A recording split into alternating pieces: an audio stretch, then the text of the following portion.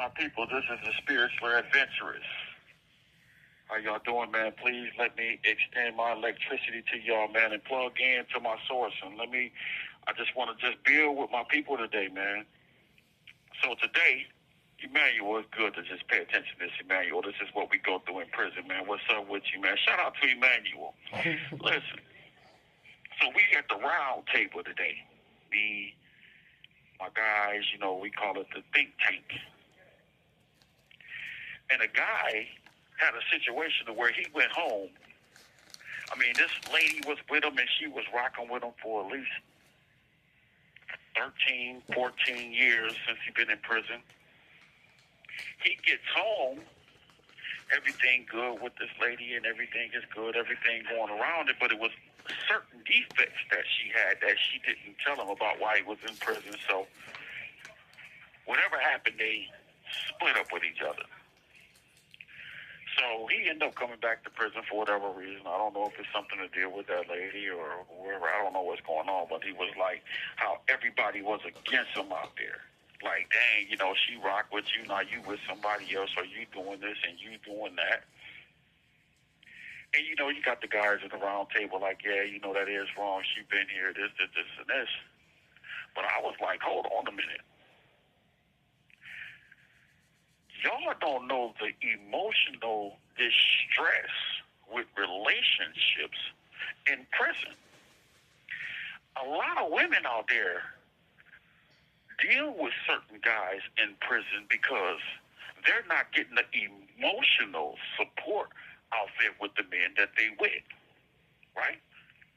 I say, so since she done been through a lot, these men done put y'all through a lot, y'all going through a lot, you find somebody that you can't be with physically, but from a mental standpoint and emotional standpoint, this is the right man to be with, right?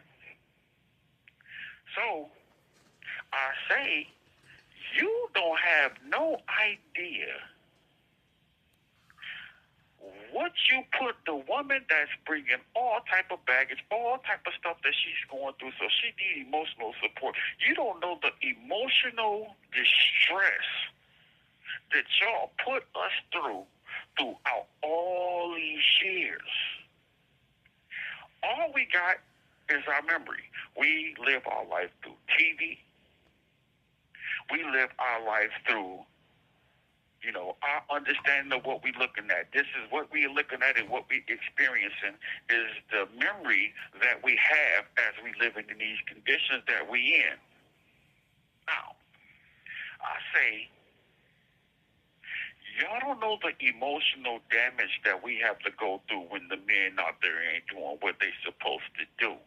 And now the woman comes wounded to the man that's in prison, and she puts him through all the stuff and experience that she's been through as if he was the man that actually inflicted whatever it is that on you. So we go through a lot of emotional distress. What is y'all leaving on our memory? When we come home, we want to be able to think about the woman that we've been with through these years. All good memories, all good thoughts. But y'all leaving us in an emotional distress to where, hell, I think I'm on high blood pressure medication because what I done been through from an emotional distress, a woman that I've been knowing all my life. She's bringing the emotional aspects of life. She lives one way, I live one way, and for us to be able to come together as one has to be able to give up certain things that they've been in life with. The other one has to give up certain things they have with, and you got to meet in the middle and become one. Now, when this man gets out, he remember all the things that she said when he was in prison.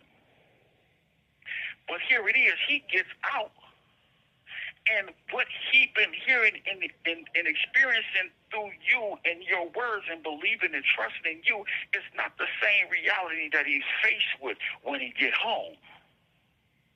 Some women out there don't live right. They don't live. They just nasty. They want to argue all the time, drive you crazy. Now, you're just coming up out of prison.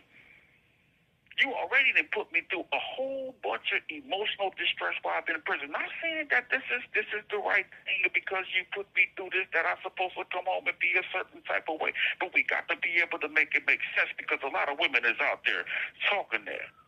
that, oh, he came home, oh, she done been here for him, she done did this and she done did that for him in all these years, and then he get out and he leave her. It ain't always the man that's been in prison for.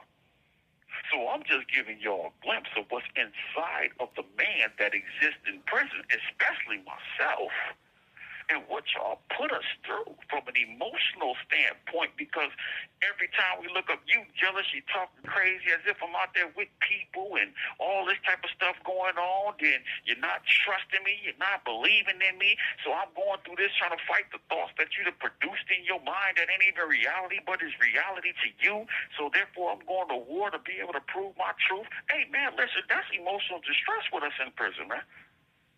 So y'all have to understand that, listen, hey, what memories are you giving us? So when I get home, everything is right and exactly. Yeah, this you talking about, yeah, baby, we got the credit that we doing this. You get out there, ain't even no credit at all.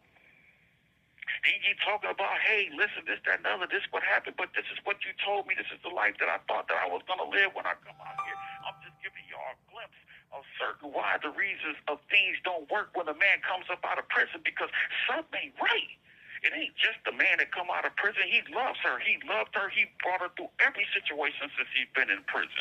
He helped her through, overcome all the emotional distress that the people that you just was with, or the man that you was just was it, that was doing this to you and doing that to you.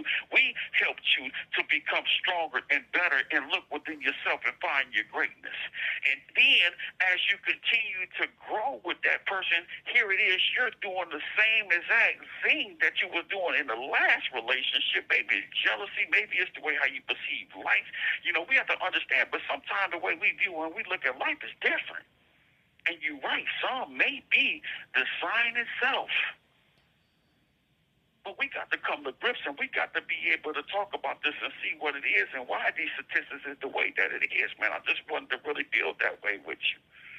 I just want y'all to know, I just want y'all to plug into the next one, man. I want to talk about it a little bit more with that relationship. This is some of the things that we was talking about in our round table, and I just wanted to be able to spin that electricity out there, man, and hope that, it turns a light bulb on in your head. And, man, hey, listen, man.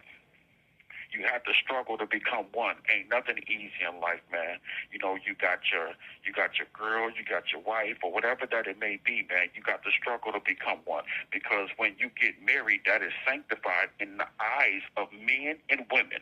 But when you sanctified in the eyes of God, that means that you and her have become one. So therefore, all you see when you see her, you see him, and all you see when you see him, you see her.